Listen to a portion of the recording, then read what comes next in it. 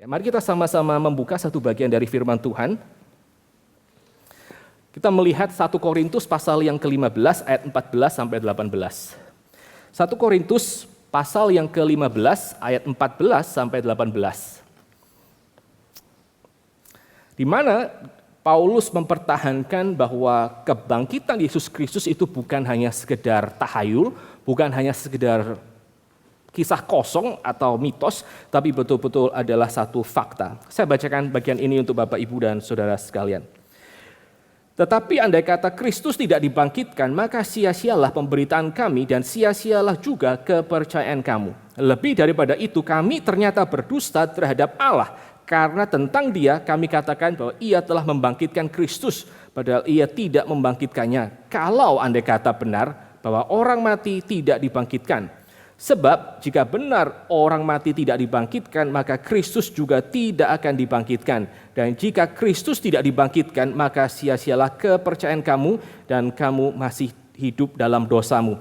Demikianlah binasa juga orang-orang yang mati di dalam Kristus. Ya, sekali lagi bagian yang menegaskan kepada kita bahwa Rasul Paulus dia menerima bahwa kebangkitan Yesus Kristus itu bukan hanya tahayul, bukan hanya mitos, bukan hanya bualan, tapi sungguh adalah fakta historis. Dan dengan demikian mari kita sama-sama melandasi renungan firman Tuhan kita pada hari ini. Mari kita sama-sama tunduk kepala, kita masuk di dalam doa. Bapa di dalam sorga, kami bersyukur, Tuhan kumpulkan sekali lagi untuk kami boleh merefleksikan akan iman kami dan kepercayaan kami kepada Kristus di hadapan Tuhan. Kami berterima kasih Tuhan untuk kesempatan-kesempatan yang berharga seperti ini. Kami berdoa kiranya Tuhan yang akan berbicara dan menguatkan kami. Tuhan yang persiapkan hati kami supaya kami boleh menjadi orang-orang yang semakin lama semakin berakar di dalam Tuhan dan punya semakin confidence dan keberanian untuk bersaksi bagi orang lain. Kami bersyukur untuk orang-orang yang Tuhan sudah percayakan kemampuan untuk mereka mengadakan riset, untuk mereka boleh bergumul dengan pertanyaan-pertanyaan yang berat sebelum kami, dan hari ini kami boleh menikmati buahnya. Terima kasih sekali lagi ya Tuhan untuk apa yang Tuhan sudah kerjakan di tengah-tengah seluruh tubuh Kristus seluruh dunia, dan hari ini kami boleh berbagian mencicipi akan hasilnya. Terima kasih ya Bapak, hanya di dalam nama Tuhan Yesus kami serahkan jam pemberitaan firman ke depan. Amin. Oke, kita akan sekali lagi address pertanyaan ini ya. Saya boleh minta slide saya? Oh, sudah dari sini. Oke. Ya. Oke, apakah kisah Yesus adalah jiplakan dari kisah-kisah kuno? Itu pertanyaan yang kita akan coba kita akan coba address ya, kita akan coba jawab. Gitu. Nah, saya nggak tahu apakah saudara familiar dengan pertanyaan seperti ini, bahwa sebetulnya kisah-kisah Tuhan Yesus itu ada yang mengatakan ini hanya sekedar copy atau hanya sekedar tiruan dari berbagai macam agama-agama atau sekte-sekte kuno. Baik itu sekte di Mesir atau sekte misalnya di Yunani atau di Persia atau di manapun. Ya, jadi ada satu pendapat yang mengatakan bahwa ketika kita melihat Tuhan Yesus, kisah-kisah hidupnya mulai kelahiran sampai kematian dan kebangkitan, dan kita bandingkan dengan semua kisah-kisah kuno sebelum itu di berbagai macam daerah, di berbagai macam benua, maka ada kayak semacam kemiripan. Ya, lalu teorinya adalah karena ada kemiripan, maka berarti Injil itu adalah kopi dari kisah-kisah ini. Ya, kira-kira seperti itu. Nah, saya nggak tahu apakah saudara pernah bertanya seperti itu, bergumul dengan hal seperti ini, tapi kalau misalnya saudara belum pernah, ya bersyukurlah ini kali pertama dan saudara dengar dari pendetamu sendiri. Gitu, ya. Tapi saya tahu paling tidak ada satu orang di antara kita yang dia bergumul dengan urusan ini, gitu ya, jauh sebelum saya persiapkan materi ini. Jadi ini adalah satu hal yang memang betul-betul real. Nah, saya akan ambil dua contoh ya dari kisah kuno atau mitos yang seringkali dianggap merupakan background atau latar belakang dari Injil. Ya. Nah, dua figur di dalam dunia kuno yang seringkali dianggap sebagai prototipe dari kisah Injil itu adalah misalnya Horus.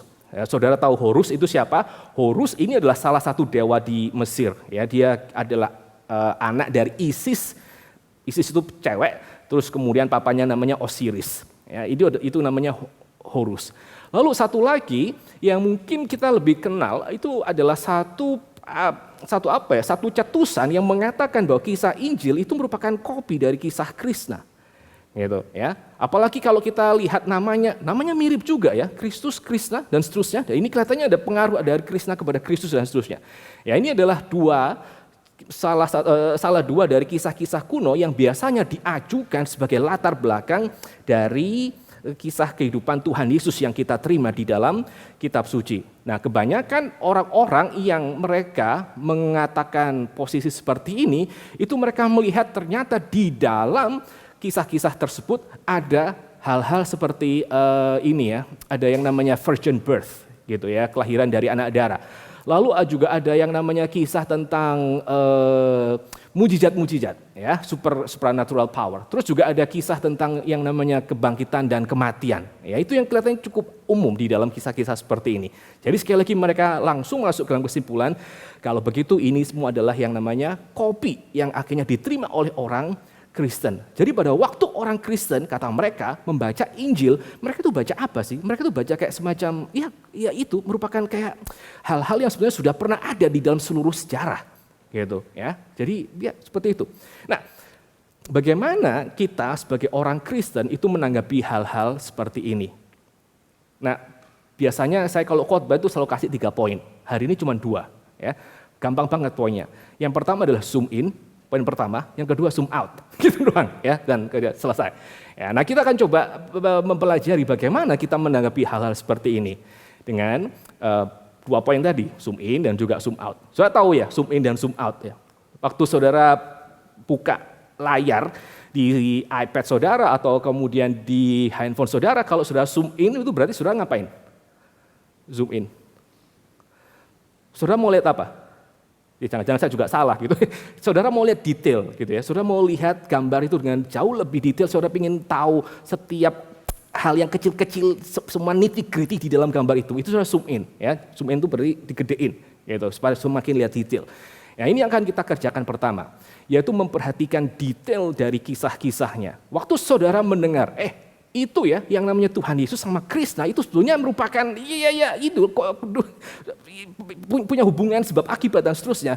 Kita mesti memperhatikan terlebih dahulu apa betul bahwa yang namanya kisah antara Krishna misalnya atau kisah tentang Horus atau kisah tentang Mitra dan seterusnya itu betul-betul punya kaitan sejarah atau kaitan sebab akibat dengan kisah Yesus Kristus. Apakah memang mereka itu sama?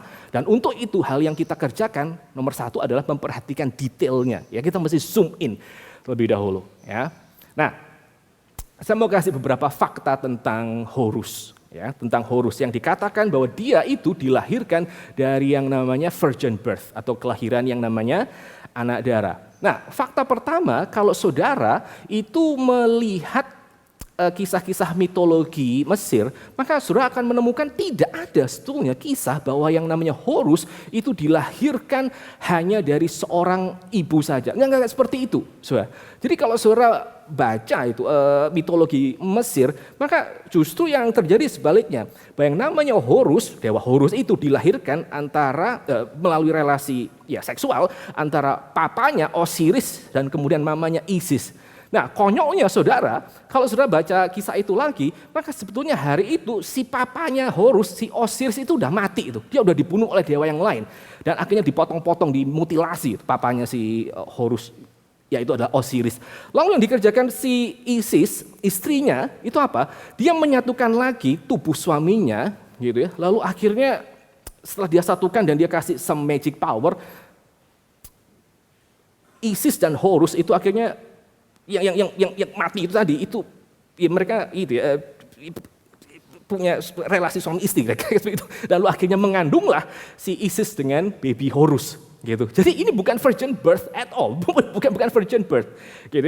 Ya maybe supernatural birth maybe, tapi ini jelas bukan virgin birth. Satu hal yang sama sekali berbeda dengan apa yang kita lihat di dalam Injil.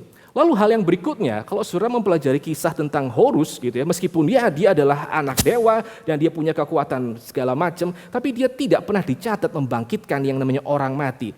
Lalu bagaimana dengan misalnya satu statement bahwa yang namanya Horus itu juga mengalami yang namanya kebangkitan dan juga kematian, sama seperti accusation-nya, kisah Injil. Well, saudara, kalau sekali lagi saudara membaca di dalam detailnya dan saya mau bandingkan antara kisah Kristus dan kisah Horus, khususnya di dalam kebangkitan dan kematian, maka yang saudara dapati adalah ini. Ya, yang saudara dapati adalah bahwa memang pada akhirnya Horus itu bergabung dengan dewa matahari Mesir, yaitu dewa Ra.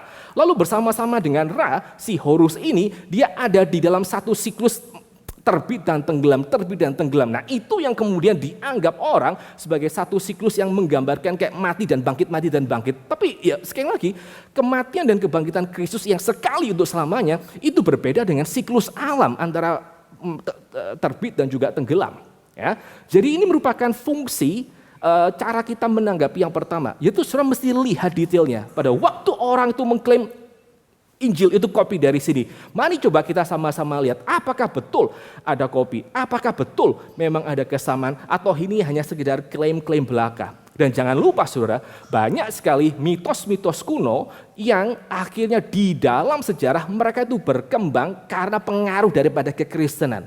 Kekristenan itu saking besarnya sehingga mau tidak mau setiap agama-agama kuno itu mesti take something untuk menjelaskan tentang siapakah Yesus Kristus atau mereka berusaha untuk memoles diri untuk makin mirip dengan kekristenan. Itu juga satu hal yang kita mesti pertimbangkan. Ya, oke, sekali kembali ke sini ya. Kita sudah melihat secara sekilas apa sih sebetulnya catatan yang paling awal tentang Horus dan kita bandingkan dengan Injil. Lalu coba kita lihat contoh yang kedua, ya, Krishna, ya, Krishna. Nah, apakah betul misalnya Krishna itu dilahirkan dari virgin birth? Ya, jawabannya adalah ternyata bukan.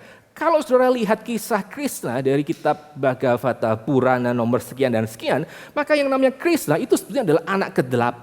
Ya, anak ke-8 dari papa mamanya, dari Devaki sama Basudeva kalau saya nggak salah ingat. Ya, dia adalah anak ke-8. Jadi dia bukan hasil dari virgin birth. Ya.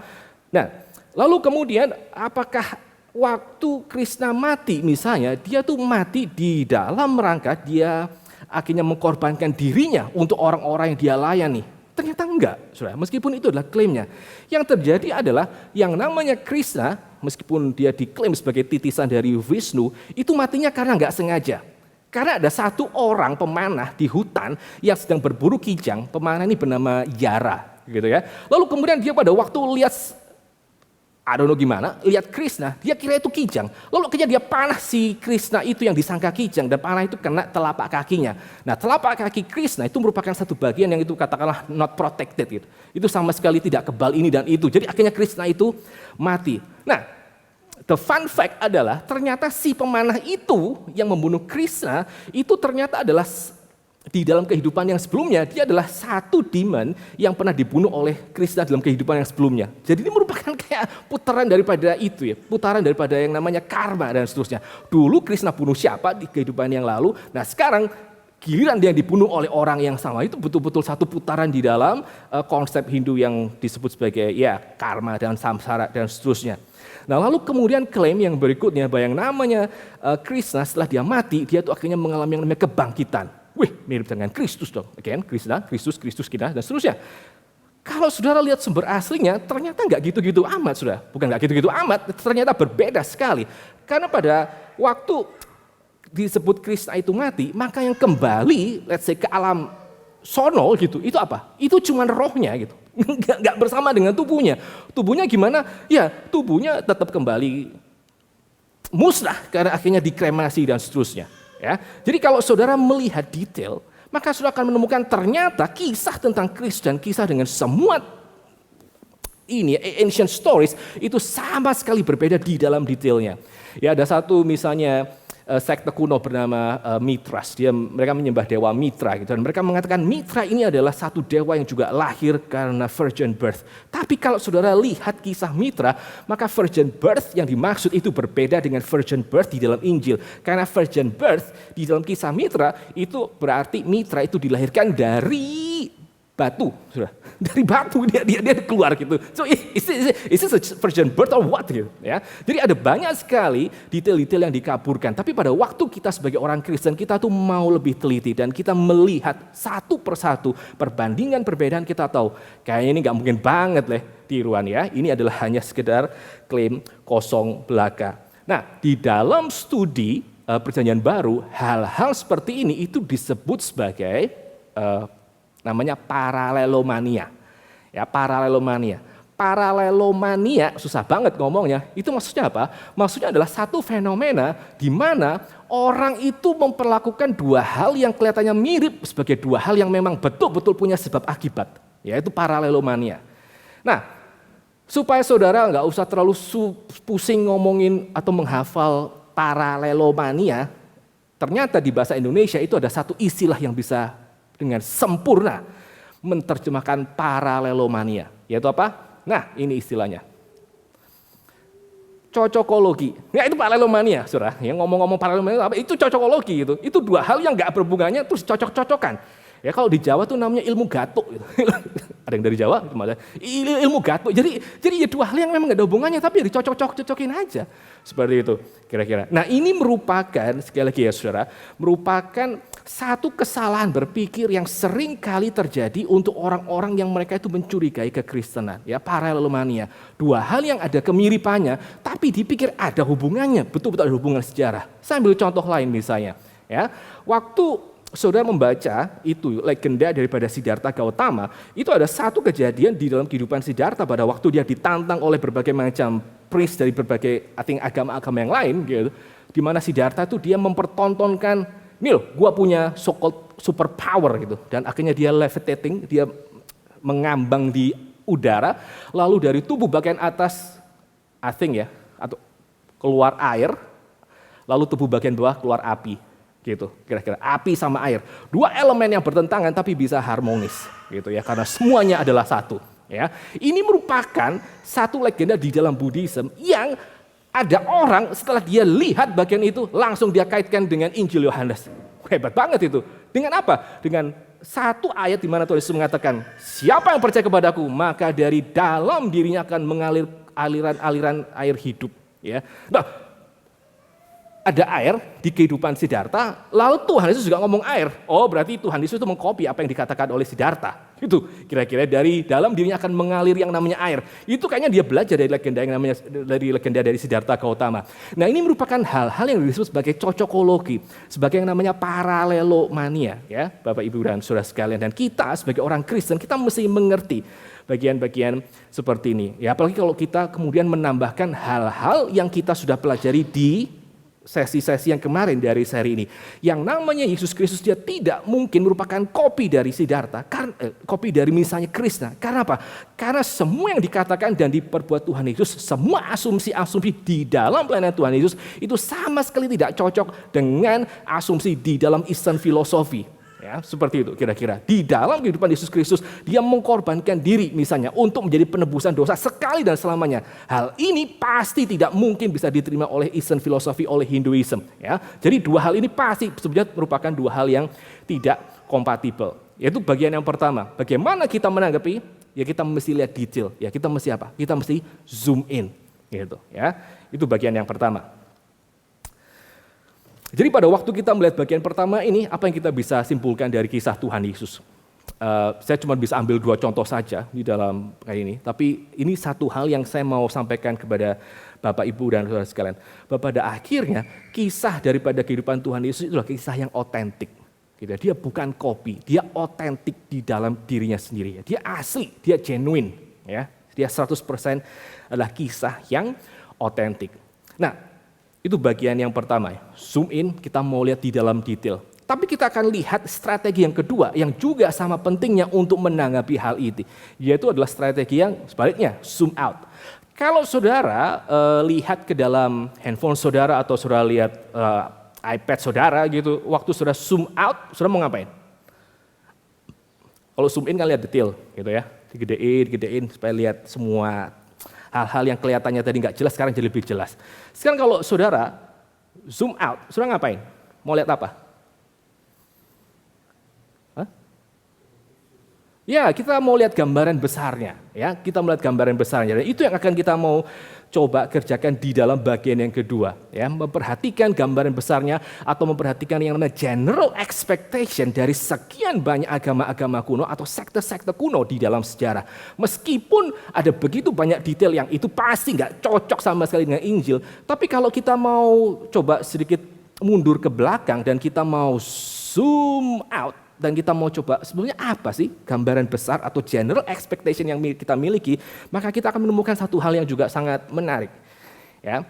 Nah, ini ada satu buku yang saudara bisa pelajari, yang saudara bisa baca itu. Dan saya sangat belajar banyak dari orang ini ya, J. Warner Wallace. Dia adalah seorang mantan detektif kriminal yang akhirnya dia menjadi seorang Kristen karena dia melakukan begitu banyak studi tentang kekristenan. Dan kalau saya nggak salah, dia akhirnya menjadi satu orang tenaga pengajar di Biola Seminary di Amerika Serikat. Nah, ini ada satu buku yang dia tulis yang berjudul Persons of Interest, dan dia menyelidiki bagaimana begitu banyak faktor di dalam sejarah itu akhirnya berujung kepada Yesus Kristus sebagai penggenapan dari sejarah. Ya, kalau saudara bisa hanya punya satu kesempatan untuk beli buku apologetika, like this is the book that I wholeheartedly recommend untuk saudara boleh coba baca dan coba pelajari. Nah, J. Warner Wallace itu di dalam bukunya, di dalam studinya untuk mempelajari kekristenan, dia melihat dan dia berusaha untuk meneliti berbagai macam agama-agama kuno yang ada di dalam seluruh dunia basically ya, baik itu di timur, agama-agama timur maupun agama-agama di barat. Ya, jadi kalau saudara membaca bukunya, maka dia meneliti misalnya kehadiran dari satu sekte Mesir bernama Osiris, yang menyembah kepada Osiris, bapaknya Horus tadi. Lalu dia juga misalnya mempelajari tentang Marduk, dewa Persia, dan mempelajari sekte tentang misalnya Dionysius di Yunani, lalu Zoroaster di Persia, lalu dia juga mempelajari tentang kemunculan sekte Krishna, penyembahan kepada Krishna di India dan seterusnya, dan juga termasuk Buddha dan juga Serapis di Eropa dan seterusnya. Dia mempelajari sekte-sekte ini semua, Bapak Ibu dan Saudara sekalian ya. Jadi yang paling tua yang dia sebut itu adalah sekte Osiris yang muncul di tahun 3300 sebelum Masehi, dan akhirnya dia sampai kepada sekte yang terakhir yang dia pelajari, sejauh yang saya tahu itu sekte bersebut sebagai Serapis. Ini satu sekte yang hari itu juga masih ada di dalam dunia gereja mula-mula. Nah, Saudara, yang dia temukan itu seperti ini ya. Sekte-sekte ini mulai dari yang paling tua misalnya Osiris 3300 tahun sebelum Masehi sampai sekte yang paling muda, itu mereka punya masa berlaku, mereka punya titik awal di mana sekte itu dimulai, dan mereka juga punya namanya titik akhir. Gitu ya. Jadi misalnya sekte Osiris itu diawali 3300 tahun sebelum Masehi. Itu tua sekali. Tapi sekte Osiris yang dimulai 3000 tahun sebelum Masehi ini itu berakhir kapan? Berakhir kira-kira, kalau saya tidak salah ingat itu ya, kalau saya nggak ingat itu sekitar abad kedua atau abad ketiga Masehi. Ya, jadi setelah abad kedua ketiga Masehi tidak ada lagi orang yang menyembah kepada Osiris. Ya, lalu kita coba lihat sekte yang lain misalnya sekte tentang misalnya satu sekte dari Yunani, Dionysius. Dionysius itu muncul kira-kira tahun 650 sebelum Masehi. Tetapi sampai sekarang kita tidak melihat ada orang itu masih beribadah kepada dewa Dionysius, dewa anggur itu, yang seringkali dianggap sebagai latar belakang dari kisah Tuhan Yesus mengubah air jadi anggur. Sekte Dionysius itu muncul 600 tahun sekian sebelum Masehi, lalu akhirnya lenyap kira-kira abad keempat Masehi. Ya, seperti itu. Tapi juga ada sekte-sekte yang misalnya dimulai dari ratusan tahun sebelum Masehi sampai sekarang itu masih ada. Ya, jadi misalnya sekte yang disebut sebagai Zoroaster, itu dimulai kira-kira sekitar 650 sebelum Masehi sampai sekarang di Persia itu masih ada orang yang beribadah kepada Zoroaster. Lalu apalagi? Ya, misalnya kalau saudara melihat Buddhism, dia mulai kira-kira abad ke-5 sebelum Masehi sampai sekarang pun juga ada ini kan, kelompok yang akhirnya belajar kepada Buddhism dan seterusnya. Dan itu merupakan salah satu agama resmi di Indonesia. Nah, my point di lembaga ini adalah pada waktu si Warner Wallace mempelajari semua sekte-sekte tadi, maka dia melihat semua sekte tadi itu memiliki satu periode di mana semua sekte itu adalah sekte yang aktif dan sekte yang masih terus hidup gitu. Dan periode itu, Saudara, periode itu adalah periode kira-kira 350 tahun sebelum Masehi sampai 250 Masehi. Nah, semua sekte itu ada bersama-sama di seluruh dunia dan mereka itu mereka aktif dan mereka akhirnya rekrut orang dan orang akhirnya banyak sekali menjadi pengikut-pengikut mereka. Nah, yang dikerjakan Warner Wallace adalah pada waktu dia mendaftarkan semua sekte-sekte tadi, dia melihat semua sekte-sekte itu mereka punya karakteristik umum yang mirip antara satu dengan yang lain. Dan karakteristik-karakteristik ini adalah karakteristik-karakteristik yang kelihatannya adalah sangat-sangat wajar waktu orang itu berharap bahwa ada some sort of dewa yang hadir di tengah-tengah sejarah, gitu ya. Nah, apa saja karakteristik-karakteristik yang kemudian dipelajari oleh Warner Wallace di dalam setiap sekte-sekte tadi? Nah, tidak semua sekte itu punya seluruh karakteristik ini. Sebagian hanya punya sedikit, cuma 3 atau 4, sebagian punya lebih banyak. Ya, tapi kira-kira ini yang dia temukan. Nah, pertama, saya nggak kelihatan nggak ya? Pertama, semua agama-agama ini atau katakanlah kebanyakan agama-agama ini mereka percaya kalau ada dewa atau whatever special kinds of person datang ke dalam sejarah maka akan didahului dengan yang namanya nubuat kedatangannya. Ya, ini merupakan satu hal yang sangat umum. Kalau ada orang mengharapkan ada satu kali dewa itu datang, harusnya sudah ada peringatan-peringatan lebih dahulu akan kedatangan yang namanya dewa itu. Lalu kemudian ciri yang kedua, biasanya ada peristiwa-peristiwa kelahiran supranatural, ya, seperti yang tadi itu, misalnya Horus dia lahir dari magic dari mamanya kepada papanya dan seterusnya. Lalu kalau saudara misalnya melihat kisah-kisah yang lain juga hal yang sama terjadi. Lalu biasanya tokoh tersebut memiliki perlindungan semasa kanak-kanak dan tokoh tersebut mengalami yang namanya pencobaan di dalam hidupnya untuk membuktikan nih bahwa dia adalah katakanlah dewa maksudnya, ya. Lalu ya, dia juga dikenal sebagai gembala. Ini merupakan karakteristik yang muncul di dalam beberapa macam agama. Ya, misalnya Osiris itu dikenal sebagai yang namanya shepherd. Dan tentu saja kalau orang mengharapkan ada dewa datang ke dalam sejarah, maka pasti dia punya kuasa-kuasa supranatural atas alam. Dan tentu saja bijaksana. Dia memberikan pengajaran kepada para pengikutnya. Dan yang berikutnya, orang-orang ini mereka somehow mengerti tentang perlunya kurban yang perlu diberikan. Gitu, ya. Lalu next list ya. Beberapa sekte itu memberikan yang namanya perjamuan-perjamuan ilahi kepada pengikut-pengikutnya. Jadi beberapa sekte-sekte di Mesir itu mereka mengatakan bahwa yang namanya perjamuan makan antar para dewa itu kayak di-extend kepada siapa? Kepada ya orang-orang yang mau bergabung seperti itu, dan mereka menghadapi satu masa-masa persidangan, masa-masa di mana mereka dituduh ini dan itu, dan mereka beberapa sekte itu juga mengatakan bahwa tokoh yang mereka anut itu mengalahkan maut dan memberikan hidup yang kekal, dan ada konsep tentang penghakiman dari orang yang hidup dan yang mati. Nah, tidak semua karakter-karakter ini itu ada di dalam setiap sekte itu. Jadi nggak sama rata, ya. Beberapa punya lebih sedikit, beberapa punya lebih banyak. Tapi ini merupakan satu karakter umum yang hari itu semuanya hadir kira-kira tahun 350 sebelum Masehi sampai 250 Masehi. Dan ini merupakan masa di mana akhirnya kekristenan, Yesus Kristus lahir dan akhirnya seluruh Injil itu diberitakan. Ya.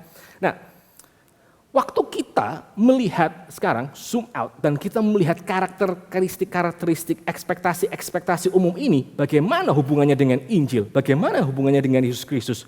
Saudara, waktu saudara membandingkan 15 karakteristik seperti ini dan saudara kaitkan dengan berita Injil kedatangan Yesus Kristus, maka yang saudara dapati adalah apa? Bahwa Yesus Kristus itu dia menggenapi semua satu persatu karakteristik umum ya, general expectation dari sekte-sekte ini di dalam kelahirannya, di dalam hidupnya, di dalam pelayanannya, dan di dalam kematian dan juga kebangkitannya. Itu semuanya digenapi di dalam Yesus Kristus. Sehingga saudara, ada satu orang bernama C.S. Lewis, dia mengatakan kalimat seperti ini, ya.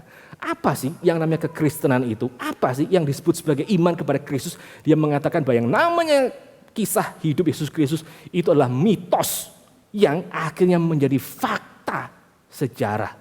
Semua orang di dalam periode 350 sampai 350 sebelum Masehi sampai 250 setelah Masehi, mereka punya ekspektasi yang sama. Apa yang akan terjadi, hal apa yang akan mereka lihat pada waktu yang namanya whatever dewa itu muncul di tengah-tengah kehidupan manusia. Dan semua ekspektasi itu, saudara, sekali lagi dipenuhi ketika apa? Ketika Yesus Kristus itu datang di dalam dunia. Dia adalah, kata C.S. Lewis, mitos yang menjadi yang namanya fakta.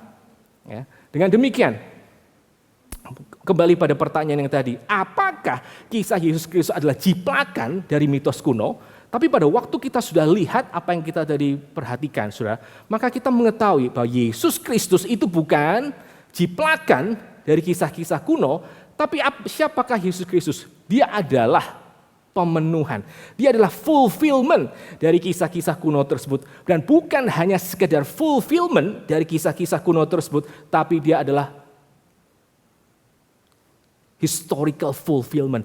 Dia fulfillment yang betul-betul nyata di dalam sejarah. Saudara bandingkan ya, pada waktu kita mari sama-sama pikir ya, orang itu entah bagaimana dari berbagai macam sektor di dalam anugerah umum Tuhan, mereka somehow share some kinds of expectation. Apa yang akan terjadi kalau seorang dewa itu hadir untuk mereka? Dan semua ekspektasi sekali lagi itu dipenuhi di dalam Yesus Kristus, dipenuhi di dalam sejarah kehidupan Yesus Kristus.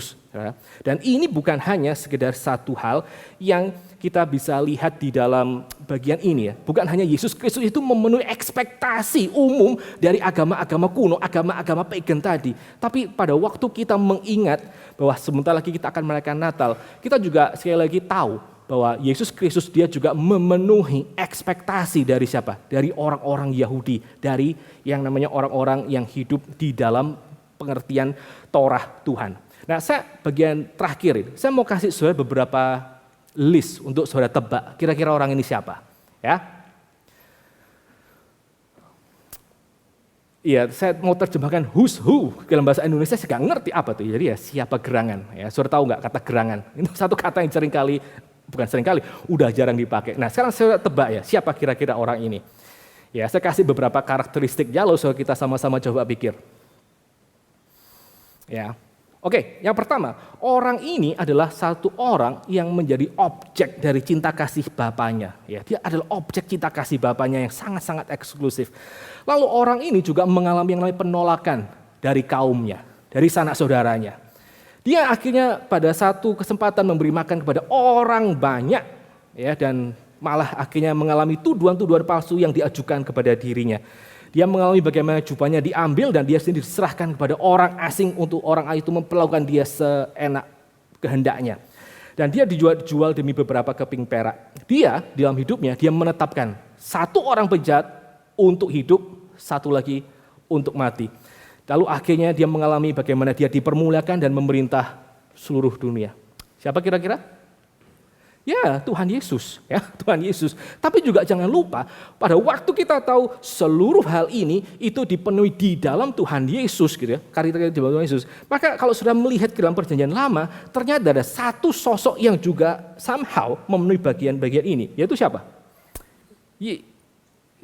Ya, Joseph, gitu. Yusuf, anak daripada Yakub. Dia adalah orang yang sebelum Yesus Kristus lahir, dia memenuhi semua kriteria-kriteria seperti ini. Dan pada waktu akhirnya kita melihat kehidupan Yusuf seperti yang diceritakan dalam kitab suci, kita sebagai orang Kristen tahu bahwa kehidupan Yusuf itu sebetulnya merupakan satu kehidupan yang menggambarkan ada banyak sekali ekspektasi dan akhirnya ekspektasi itu dipenuhi di dalam diri Yesus Kristus. Saudara. Jadi Yesus Kristus dia memenuhi dalam hal ini ekspektasi orang Yahudi tentang the new Joseph, the greater Joseph yang ada di dalam Old Testament. Nah sekarang list yang kedua, yang terakhir ya.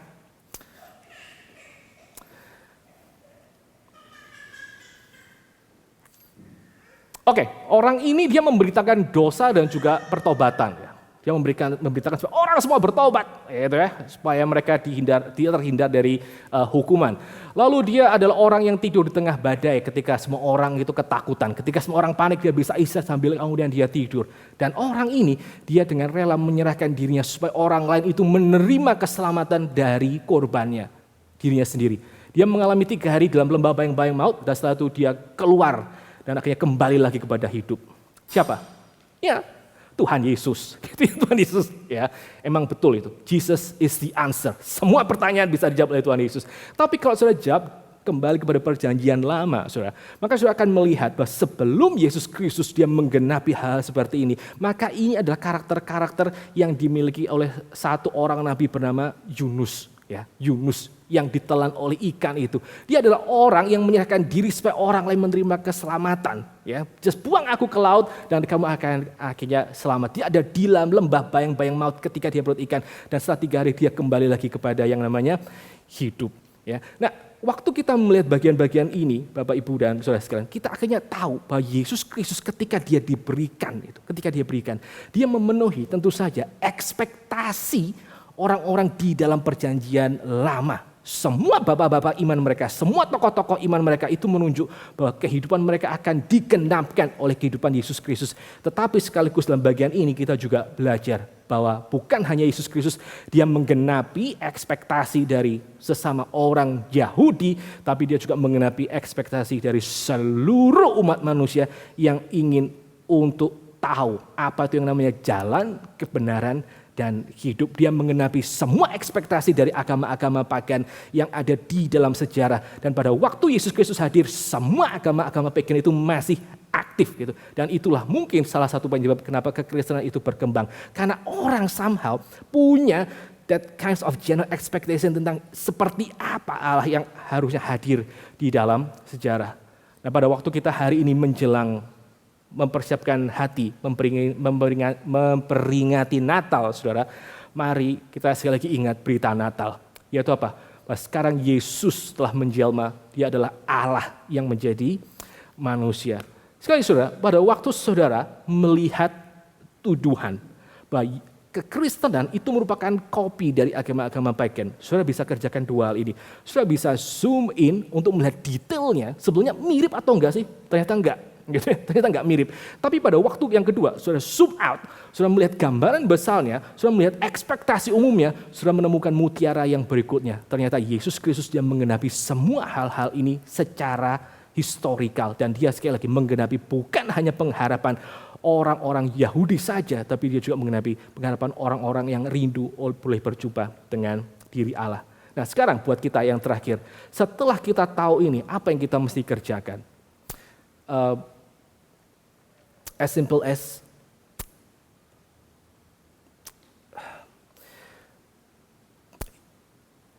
hiduplah bagi Kristus tanpa reserve.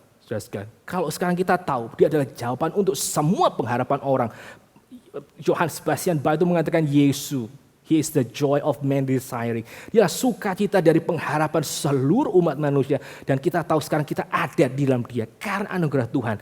Then don't reserve your life when you are serving Him. Just give the whole of your life to serve Him. Memberikan hidup saudara sepenuhnya supaya saudara makin bertumbuh dalam Dia. Dan orang makin melihat semua pengharapan-pengharapan yang mereka terima dalam dunia ini, mereka akan mereka temukan jawabannya di dalam Yesus Kristus sendiri. Sekali lagi pada waktu kita akan merayakan Natal, mari kita sekali lagi ingat, ini bukan hanya sekedar peristiwa untuk orang Kristen saja untuk peringati, tapi ini merupakan satu peristiwa kosmis, satu peristiwa sejarah di mana seluruh umat manusia pada akhirnya mereka boleh bersuka cita. Nah, sekarang pertanyaan tinggal sekali lagi, apakah kita sebagai orang-orang Kristen yang kita percaya kita sudah tahu jawabannya, kita hidup sungguh-sungguh sepenuhnya hanya untuk Yesus Kristus saja. Ya, ini yang saya bisa share hari ini. Mari kita sama-sama tunduk kepala dan kita masuk di dalam doa. Bapa di dalam sorga, kami lagi bersyukur dan berterima kasih untuk Tuhan Yesus yang Engkau sudah berikan kepada seluruh dunia. Untuk Yesus Kristus yang Engkau sudah berikan kepada satu persatu dari kami. Kami mengucap syukur Tuhan, bahwa seluruh pencarian kami, seluruh hasrat kami, seluruh ekspektasi kami, untuk kami boleh menikmati apa itu yang namanya jalan, kebenaran dan hidup yang dicari oleh orang dari berbagai macam latar belakang, orang di berbagai macam sekte. Akhirnya kami boleh temukan seluruh kepenuhannya hanya di dalam diri Yesus Kristus sendiri. Kami berterima kasih Tuhan untuk anugerah Tuhan yang memanggil kami menjadi anak-anak Tuhan. Kami berterima kasih untuk satu persatu kesempatan di mana kami akhirnya boleh mengenal Tuhan melalui firman-Mu dan percaya dan menjadi orang yang menyebut diri sebagai orang Kristen. Tuhan tolong kami yang kami hidup di tengah-tengah dunia yang penuh dengan pergumulan, pencobaan dan juga penuh dengan berbagai macam ajaran yang simpang siur. belas kasihani kami, belas kasihani juga anak-anak kami yang mereka akan besar di tengah-tengah dunia seperti ini. Mohon kiranya kuasa daripada Injil, hikmat Tuhan yang melaluinya Engkau sudah menyelamatkan kami juga boleh turun atas anak-anak kami. Terima kasih Tuhan, kami juga serahkan untuk rencana kami akan sebentar merayakan Christmas, merayakan Natal. Kami berharap Tuhan yang penuhi kami dengan sukacita dan Tuhan yang tolong kami untuk kami boleh menggunakan kesempatan ini sebaik mungkin supaya banyak orang yang akhirnya mereka juga boleh menerima keselamatan dan mereka melihat betapa mulianya Yesus Kristus yang Engkau sudah serahkan untuk menjadi penebusan dosa, menjadi Tuhan dan Juru Selamat atas hidup kami satu persatu. Terima kasih sekali lagi ya Bapa. Hanya di dalam nama Tuhan Yesus kami berdoa dan kami mengucap syukur. Amin.